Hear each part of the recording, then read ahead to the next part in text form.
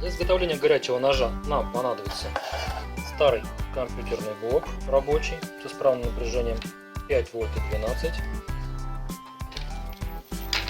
Два вот таких болта, можно шплинты, выводящие наружу. Будет к ним подведена нехромовая проволочка. Сама нехромовая проволока 0,25-0,3 мм.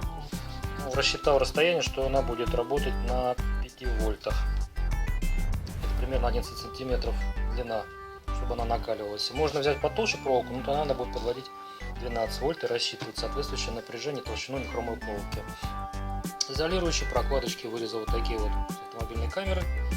И вот проходящие втулочки какой-то старой сантехники, чтобы не было, будет одеваться вот сюда на болты, чтобы не было коротыша на корпус. Корпус вот уже разметил по два отверстия. Внизу будет длинный, внизу подальше будет длинный высотой, а спереди будет покороче, чтобы нехромовая проволока была под наклоном. В дальнейшем процессе все это увидите, все это покажем. Вот такие вот несложные вещи нам понадобятся для изготовления горячего ножа по тканям, ленточкам. Сейчас продолжим, покажу, что получилось. Просверлил отверстие, теперь вставляем резиновые заглушки. Слишком большое отверстие сверлить тоже смысла нет, поэтому пришлось немножко их разрезать, вырезать часть и вставить таким образом.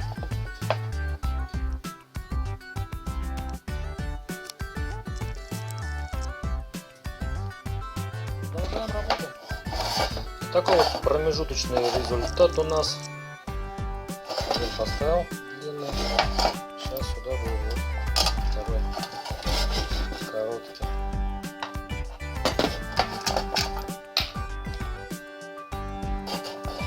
Продолжаем дальше. Верхнюю крышку додел. Такая получилась.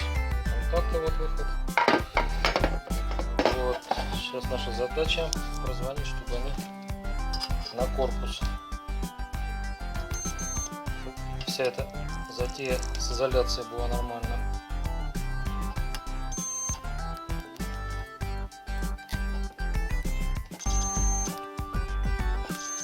Как видим, изоляция достигнута. Дальше собираем.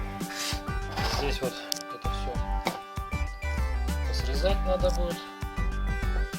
Эти все лишние провода. Оставлю вот одну клемму.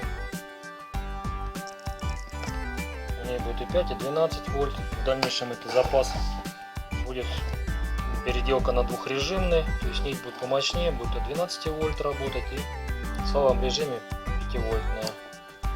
Соединяем. Сейчас вот припаяю все. И уже смотрим готовый результат. Ну, вот собрали, получается вот такая вот коробочка с выводами. Здесь 5 вольт. Разведем пробный запуск. Видимся, что выключено. Подсоединяем питание. Так, включаем. Вентилятор заработал. Замерим напряжение.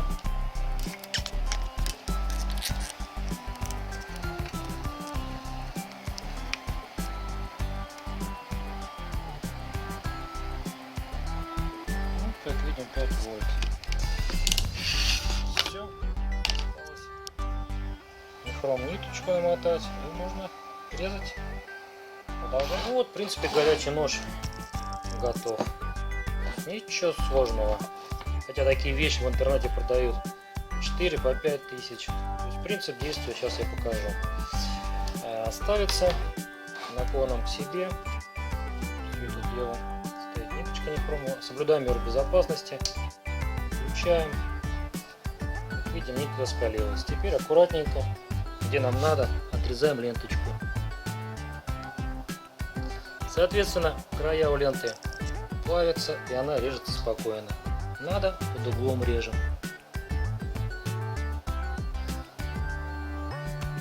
Вот такой вот горячий нож. Думаю, жена обрадуется, скажет большое спасибо. Можно резать под углом. Вот так. Несколько вариантов. Соответственно, они сплавляются. В данном случае надо проволочку потолще, не хромовую. Вот. И будет идти сразу плавление и отрезание. Вот. Ну, это легкий вариант, модифицированный. Будет в следующем выпуске. Будет двухрежимный, с обдувом, с регулированием мощности. Смотрим. Такая вот штука получилась. Всем пока!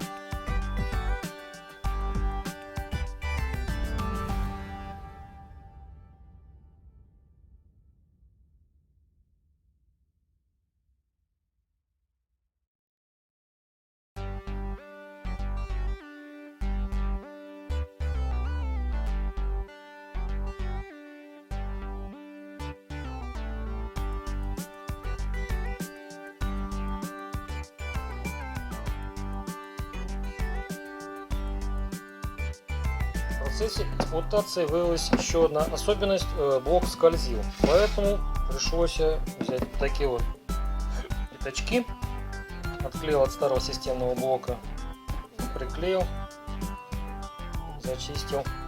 Получилось очень устойчиво, что на скользкой поверхности, что на шершавой поверхности блок стоит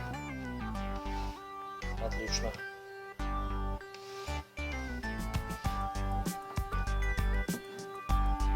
Такой маленький по скрипту. Всем пока!